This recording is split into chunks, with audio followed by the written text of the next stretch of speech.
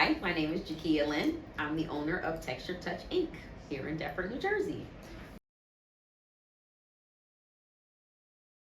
I've been a licensed cosmetologist for 7 years. Working, my very first job, I was 15. That was at KFC. So I've been working for a long time. I'm 38. A long work history. Oh my gosh. I love doing hair. I've been doing hair since I think the age of 7. I learned how to braid, and then like that went from my Barbie dolls to my baby dolls to my neighbors and then classmates. And then I saw that I could make money, and then I was like, oh yeah.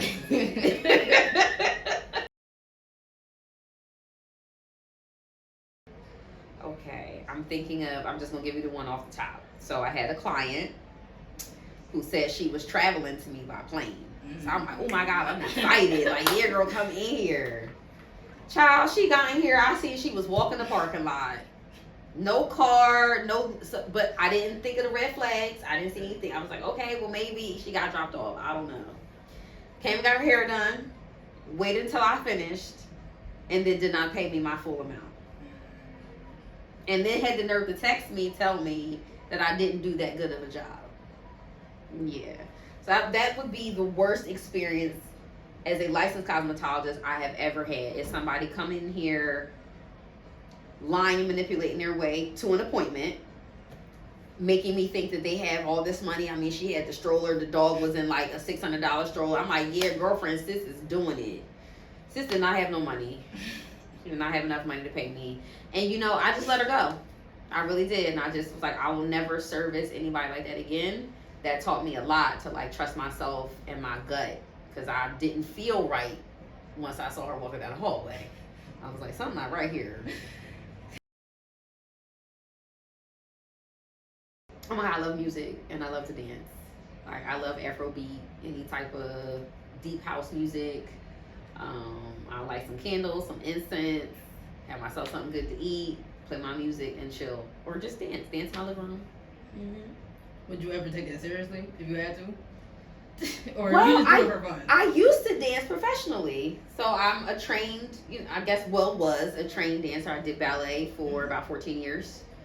Jazz, tap. Yeah, so I can really dance. Okay. I can create a routine if I need to. But I've never considered being a choreographer. I just enjoy the art of dancing. I will go to shows like Adam Ellie. I will see people perform at a recital, so I like that sort of thing. But I particularly don't like to be on stage shaking and dancing for people. But I will bust a move in front of a DJ booth. So I will.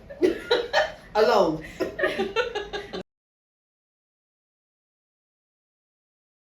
To be totally honest and transparent, I feel like there were people that were related to me that either mistreated me or did not behave in the nicest ways toward me because of how close my father was to me.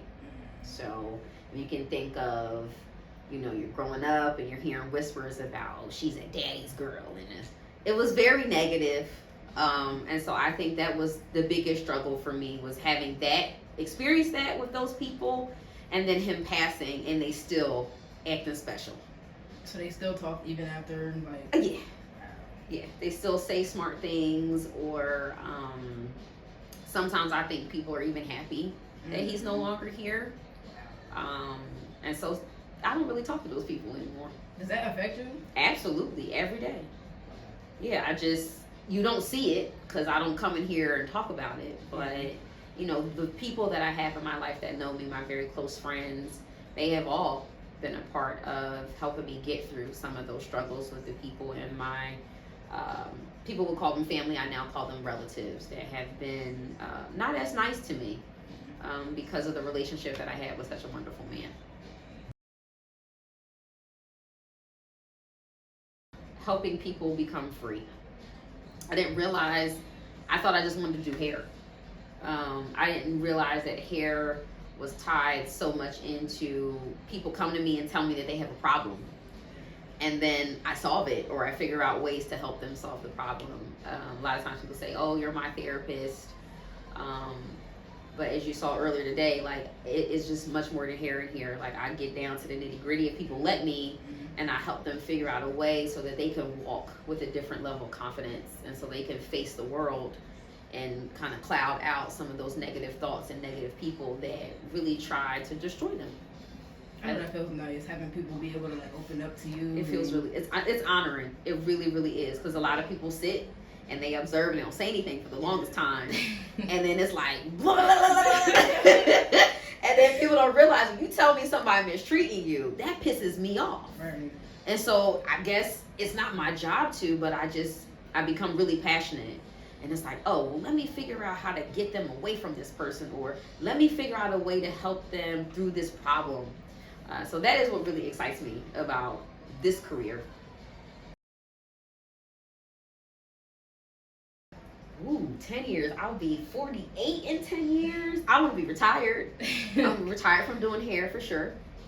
I would be open to being an educator, a freelance educator. I do not intend to work for anybody corporate. I do not want to be in a building. I would like to be on camera or on a laptop, that sort of thing, and helping people learn textured hair. So I want to be able to be free and to travel the world and to do all the things that I dream to do.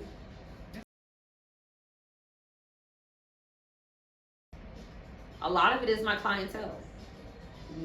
The reason why I get up and I put my uniform on, I get out the house, I have something to look forward to. I am self-motivated most of the time. There are times when I'm like, I need a little extra oomph. But I would say my clients are very motivating. Their need for textured hair care and conversation and relationship really motivates and drives my passion. So like before your clients, was there anything else that motivated you, or you kind of? Well, the relatives that I come from were very hard on me. And so there was always this expectation for me to succeed. There was no other option. It was constantly being compared to whether I was in a neighborhood with other young ladies, or whether there were other young ladies in my relative group that I felt personally like I had to be better than because of the things that were said to me. And so I never lived a life where I could just, let my hair down and be. I had to show up and put on a show and be quote unquote better than everybody else. That motivation turned into, well, now I just get to do this for me. I get to do what I want to do, and I get to motivate and help other people. So that's where I would say it started, is that hard, harsh, like, you have to do everything right. You have to show up and be as close to perfect as possible. So I used to work at a school in Voorhees. I will not say the name of the school because I do not promote them. But I completed 500 teacher training hours there. So what that meant was I had to show up. I had to do my own coursework, so I had my textbook, right? And then I had to perform. So either I had to actually teach a class to pass a test, or I had to work the floor to be an extra body to help the other instructors that were at the location. And then I did teach 2 classes there, freelance classes on my own. That relationship was severed because I spoke up for myself. I was not going to allow them to pay me what they thought I deserved. You will pay me my worth. Right. And so they did pay me my worth, but then I was let go. You didn't leave. They just... No, I didn't leave. They fired me. Yeah, I got an email that said my services were no longer needed. And they couldn't tell you that in person? Well, why would you? Because I'm so amazing. Like, how can you sit in my face and tell me that you don't need my services when I know you do? Because the people that's coming here, they can't do hair. So you have me telling you, hey, I love doing what I do. Let me help you and your students learn how to do what I do so that you can actually make more money. So you're not going to look me in my face and tell me that. Like, what? So was was it an overall bad experience at that school, or it was kind of up and down? I will not say that it was a bad experience. What I experienced was discrimination. What I experienced was unfair treatment. And so that fueled me to do what I'm doing now. I work by myself. I'm a freelance educator. I don't need anybody to tell me that I'm a good texture artist and educator. I didn't need them to tell me that then. I thought I did. And I was devastated when they let me go. Oh my God, what am I going to do? Who am I going to teach? Where am I going to go?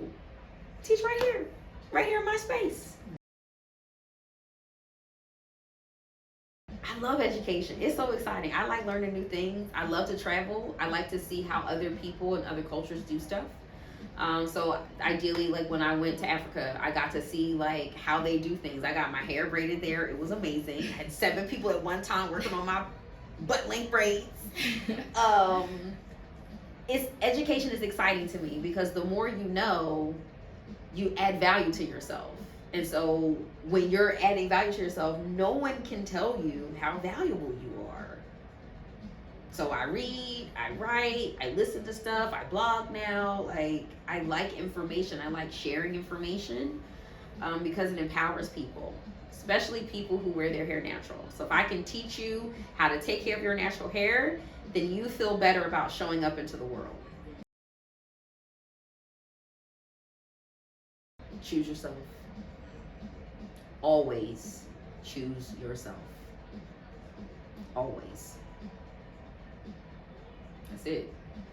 That's it. That's it. Choose yourself. Right? Ain't nothing more to say to this. It don't matter what they saying or what they're doing. You know, if I don't choose me, then I don't believe in myself. Right? And some people's goal is to have you not believe in yourself.